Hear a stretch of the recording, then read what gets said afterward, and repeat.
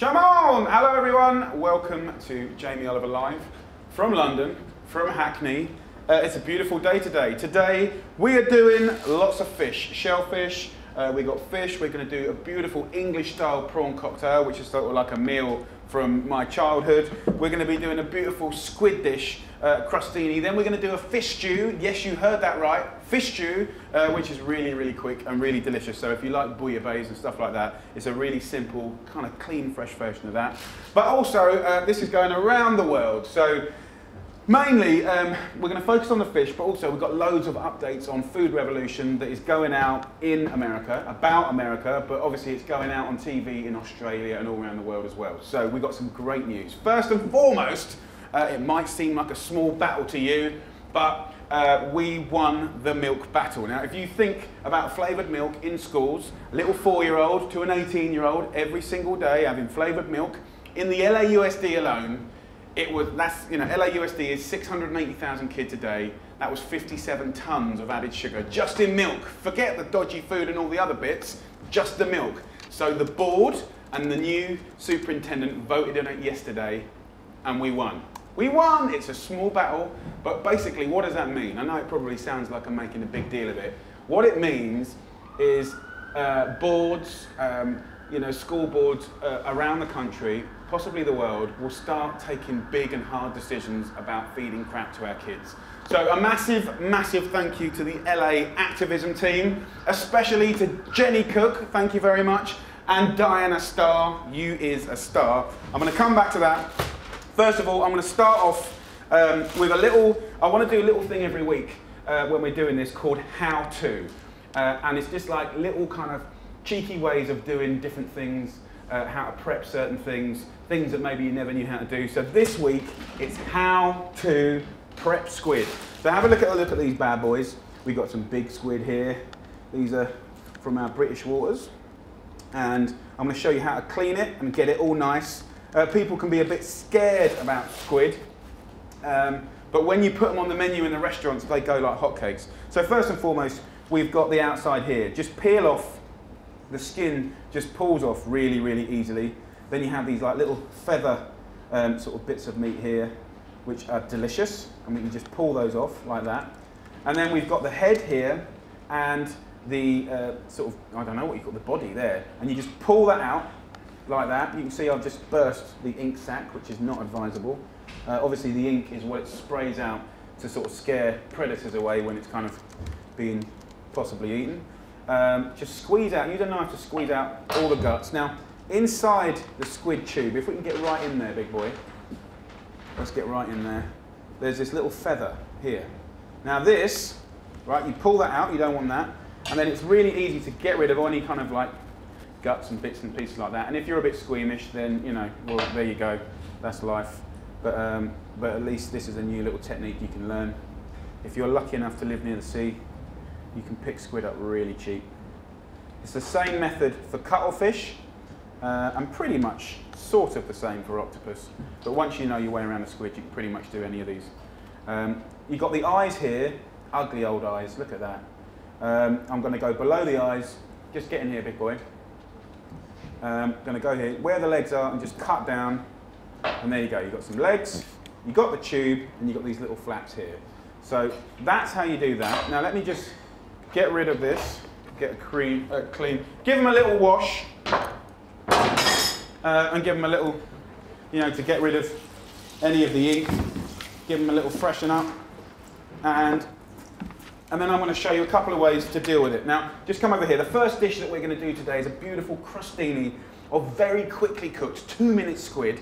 We're going to throw some beautiful Mediterranean sort of flavours in there. We're going to go beautiful tomatoes. Just have a look over there. We've got beautiful tomatoes coming out at the moment. The weather's good. They're getting ripe on the vine. These are from the Isle of Wight. Look at all the different coloured ones here. Look, we've got yellow ones back in there, big boy. Look, tomatoes don't have to be boring, okay? So we've got yellow ones, we've got the traditional cherries. We've got some green ones which actually are ripe. These end up going black, kind of a purpley black. These cute little orange ones. So mix it up a bit. Have a look down the supermarket. We can actually get most of these in supermarkets now, which is great. So I'm just going to finely slice the squid nice and delicate. Now squid needs no cooking at all. If it's finely sliced like this, we're talking about 45 seconds in a hot, screaming hot pan. Those little flaps that we took off, run the knife through those. And then the legs here, they do need a bit more cooking. Just open them out and sort of cut them up into bits. So that's for my little crostini. I want to show you another little tip here. This is a slightly bigger squid, but the same thing applies, right? This is a cool little technique. If you get one knife and put it inside the squid, like this, oops, if you get one knife and put it inside the squid like that, okay, then what you can do is slice the squid, and of course it hits the knife and it doesn't go all the way through. But what's brilliant about it is this is better for when you're just sort of roasting them or pan frying them. You get this beautiful kind of concertina effect here, and that's really, really cool. So try that at home if you're ever cooking a whole squid. So let me get rid of all these beautiful squids, and let's get cooking. I've got a hot pan over here. I'm just going to take a few more. So are we going to do any questions today, Liz, from Twitter and stuff like that? Yes, we've actually just had one through from Henry Winkler, saying, I think you're outstanding. Tell us a healthy snack after school that takes 5 minutes. Healthy snack after school. Well, of course, there's quite a few. If you go for the finer pasta dishes, you can do little quick pastas like that. Nice little salads. Fish is. We're doing loads of fish today. Fish is so quick, and people are a bit scared of fish, which is a real shame. Do you say Henry Winkler? Henry Winkler.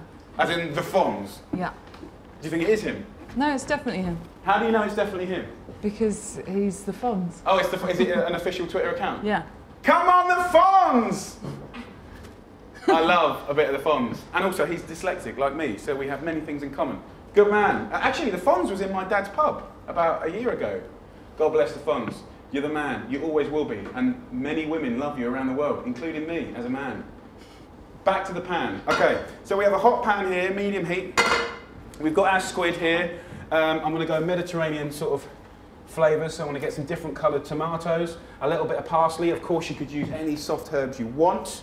I'm just going to slice up these tomatoes into little quarters and bits, any size you want really. There's no rules here. We're going rustic. It's nice to mix up tomatoes. Look at those colours, absolutely beautiful. Often if you go down the markets, English people certainly are a bit funny. They tend to buy the tomatoes that are hard and kind of look perfect, but not ripe and delicious. So I often tend to get my tomatoes towards the end. Now here, on the parsley, these stalks here, don't throw them away, they're gorgeous. Just squeeze them together and finely slice the stalks. Right, just roll them up, pinch them with your hands. If you just get in there a close up, you can see that's a really sweet, grassy, delicious kind of flavour. Then when you get to the leaves, then we kind of just chunk it up, okay? So we've got fine and chunky tomatoes, a little bit of garlic. I'm just going to finely slice some garlic here. Now, Jamie? Yeah. I've just got a video message in. A video message in, okay. Go for it. Hi guys, Mario Batali here in New York City. I've got a question for you, Jamie. What's your favorite pasta dish? Come on, the Mario Batali. Mario Batali, top man. To everyone outside of America, this is one of the best Italian chefs in the world. He's a dude, he's a force of life. Yes, you can never beat him in a drinking competition, or any competition actually. What's my favourite pasta? Ooh, my favourite pasta probably has to be tagliolini or fettuccine when it's freshly made and just made with a little bit of butter and parmesan, a little bit of nutmeg. Just real fresh, really delicious, and like silk. That's my favourite. Thank you. When did he send that in? Just straight away, or did it today, or what? Just earlier today when we asked. Earlier today. Bless Mario. I love it. Mario he's trying to get all technical in his old age. Love you. Okay, I'm going to put some chilli in there, guys, because you know what I'm like. So we've got Twitter going, we've got Facebook going. I want to give you just some food revolution things. Now, if you look at this board over here, big boy. Okay, so on the board it says Facebook and Twitter. We've got over 500 groups, right? And this week alone, we had 2 million post views just on the food revolution stuff that we were doing. So that is amazing. And, you know, it just goes to prove that you can make a difference. So to the LA activism groups and to the 500 activism groups across America doing the food revolution thing, thank you very much. And it just goes to show that actually you can, one person, one group can make a difference in a community. And yesterday was a proof when they banned the flavoured milk, which is basically over 1 million bottles a day, 57 tons of sugar a week. So, okay, let's do some cooking, enough talking. So we have a hot pan. We're going to turn the gas up high. We're going to go, I'm actually using here, this is a new thing for us, get in there big boy. This is cold pressed rapeseed oil, okay? I've been making it in Britain this year. Actually, I've been enjoying using it. Omega-3, it can handle the heat a little bit more. So I'm going to go into a pan with a little of that oil. I'm going to put a few bits of toast in the grill over here, just to get toasting. This is going to be a crostini. We're going to take our fragrant bits and pieces. So we're going to go garlic and chili. We're going to go for those beautiful parsley stalks. Give them a little shake. Here we go, let's get our close-up cam in there. How's that look, Rich, the close-up cam? I just moved it around, big boy. Oh, you got it, look at that. It's not bad for a 30 quid camera. We're going to go in with tomatoes. We're going to go in with a squid. Now look how quick this is. Right, squid. You got two things with squid. You either cook it screamingly hot and very, very fast, or you cook it long and slow. If you cook it just a little bit too much, it'll be like eating rubber bands. Disgusting. So I'm just going to wash my hands. Oil, tomato, parsley, garlic, chili. You know, there's one thing screaming out to happen in this story, and that is lemon juice. Now, lemon juice, believe it or not, down here, big boy, lemon juice is incredibly. Oh, I just on your lens. You might have to clean that lens. I'm sorry. I'll go back to this camera. Lemon juice. Basically, you might have to give it a little clean, man. I do apologise. Lemon juice is incredibly high in sugar, okay? So what we want to do is, now that this is cooked, and this pretty much is cooked, we can have a little taste. I didn't put any salt in. So season it with salt and pepper, and then at the last second, we're going to put lemon juice in. Last second, if you put it in too early, it's going to caramelise and burn, and it's going to be hideous. So the lemon juice is, turn the gas off. Look at that. In with the chunky parsley now, otherwise it's going to wilt to nothing. And look at that. Absolutely gorgeous. Okay, I think our main camera's back. Now he's had a little wipe down. Thank you to Louise, who cleaned his lens. She's been cleaning lenses for a long time, since she was a young lady. Thank you, Louise. Okay, I think we're going to do this on this nice plate. Let's put our little webcam back. Now, do we have sound today, Richard? Is everything working today? Yes, apparently it is. Beautiful. We're going to take some more Twitter questions. At this point, you know, that squid literally took a couple of minutes. It's screaming out summer. What I love about this is you can throw, you know, just a couple of peas in there. In the winter, you can use tinned tomatoes. There's nothing wrong with tinned tomatoes at all. Gorgeous, lovely colours. You've got the heat of the chili. And that lemon juice going in at the end is heavenly, beyond belief. And I'm just going to finish that off. Just have a look at that. Finish that off with a little quality extra virgin olive oil. You know, and with extra virgin olive oil, good stuff. Good stuff. Try not to cook with it. Finish with it. A good olive oil, you get what you pay for. Cold pressed.